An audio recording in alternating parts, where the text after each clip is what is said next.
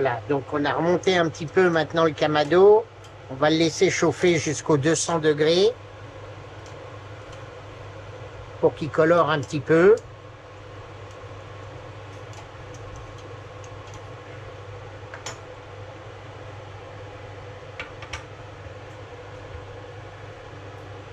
Nous allons retirer maintenant notre rôti de porc. On voit qu'il a finalement bien coloré.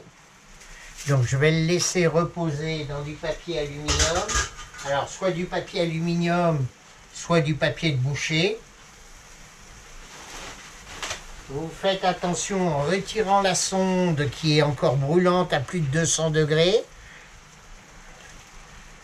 Voilà.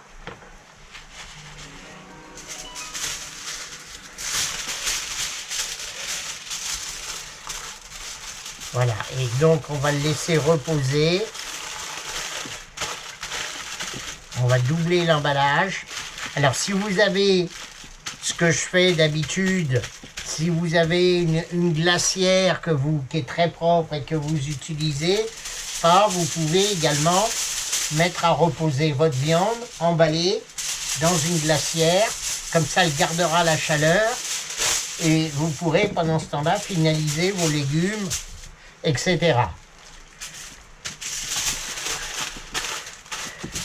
Voilà, donc là on l'enveloppe bien et on va pouvoir la laisser reposer comme ça. Alors, suivant les préparations, on peut les laisser reposer 1 heure, 2 heures ou quelques minutes. Hein. Ça, c'est en fonction de votre temps de disponibilité et de la recette. Hein, parce qu'il y a des recettes où vous devez faire reposer au moins 2 heures, 3 heures quand vous faites des temps très longs de fumage.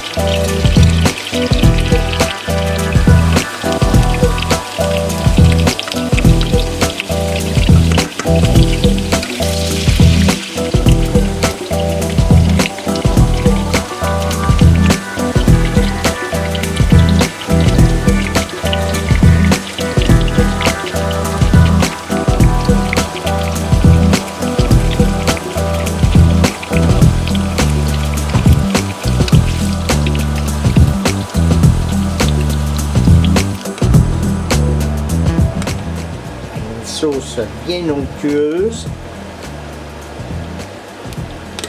Inutile donc de la lier. On va laisser les feuilles de sauge infuser quelques minutes.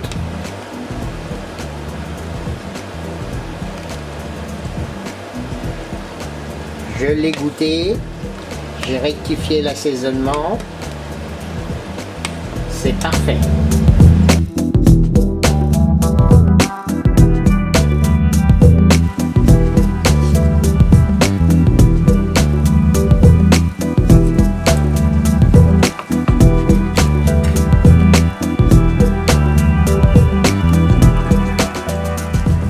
Je fais des tranches assez fines.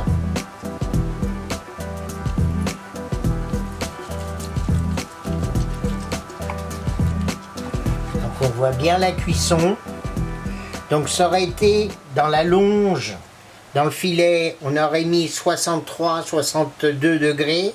Là, l'échine, il faut cuire un peu plus parce que c'est une viande qui est beaucoup plus rouge que le filet. Et donc, ça demande une cuisson 67-68. Donc là, on l'a arrêté à 66. Avec l'inertie, ça a dû monter à 68, peut-être 69. Et donc, voilà le résultat. Donc c'est très moelleux. Il y a encore du jus, on voit. Le gras a un peu fondu. Donc là maintenant, on va goûter avec la sauce et les légumes. Nous allons donc goûter notre rôti de porc dans l'échine. Donc on va goûter déjà un morceau sans sauce. La viande est très fondante. On sent une petite pointe astringente qui est probablement due à la sauge. Le goût de fumée est très léger, mais on le sent. La chair est vraiment très très tendre et très fondante. Voilà. Donc mes petits cèpes que j'ai cueillis moi-même, très sympa. Donc on va goûter un petit morceau avec la sauce.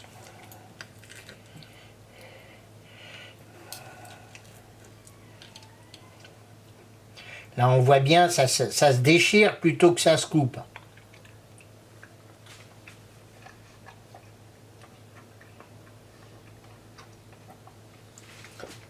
Ah, c'est très bon, avec la sauce, c'est très onctueux. Là, la petite amertume a complètement disparu, au contraire, elle vient un peu renforcer les saveurs. Franchement, c'est très agréable, c'est suave, c'est la sauce au cèpe, hein. Le cèpe, ça donne tout de suite une autre dimension à une sauce. Donc, n'hésitez pas à partager cette vidéo sur les réseaux sociaux, de mettre un pouce bien sûr, de vous abonner à Chefounet TV si vous ne l'êtes pas, d'actionner la cloche et de poster des commentaires. À bientôt et bon appétit!